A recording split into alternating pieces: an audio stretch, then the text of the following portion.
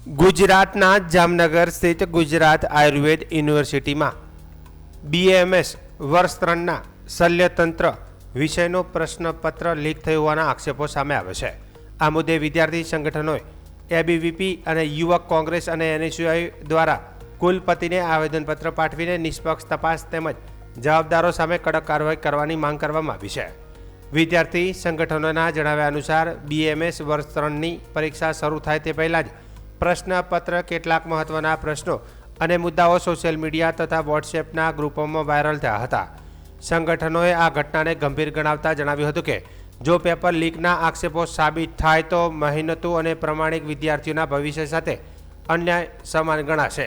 સંગઠનોએ વધુમાં જણાવ્યું કે આ મામલે 20 જુલાઈ 2026ના રોજ લેખિત રજૂઆત કરવામાં આવી હતી, છતાં અત્યાર સુધી યુનિવર્સિટી તરફથી કોઈ સત્તાવાર તપાસ અહેવાલ કે કાર્યવાહી અંગે માહિતી જાહેર કરવામાં આવી નથી, જેના કારણે વિદ્યાર્થીઓમાં અસંતોષ અને રોષ જોવા મળી રહ્યો છે। આવેદનપત્રમાં સમગ્ર ઘટનાની ઉચ્ચ સ્તરીય અને નિષ્પક્ષ તપાસ માટે સમિતિ રચવાની માંગ સાથે 7 દિવસની અંદર જાહેર અહેવાલ રજૂ કરવાની માંગ કરવામાં આવી છે। જો તપાસ દરમિયાન કોઈ અધિકારી, કર્મચારી અથવા અન્ય કોઈ વ્યક્તિની સંડોવણી સામે આવે તો તેમની સામે કડક શિસ્તભંગ અને કાયદેસરની કાર્યવાહી કરવાની પણ માંગ કરવામાં આવી છે। વિદ્યાર્થી આગેવાનોએ Gujarat public examination prevention of unfair means act 2023 હેઠળ જવાબદારો સામે ફોજદારી કાર્યવાહી કરવાની માંગ કરી છે। સાથે જ જો પેપર લીકની ઘટના સાબિત થાય તો વિદ્યાર્થીઓને ન્યાય મળે તે માટે પુનઃ પરીક્ષા યોજવા અથવા તો અન્ય યોગ્ય નિર્ણય લેવાની પણ માંગ કરવામાં આવી છે।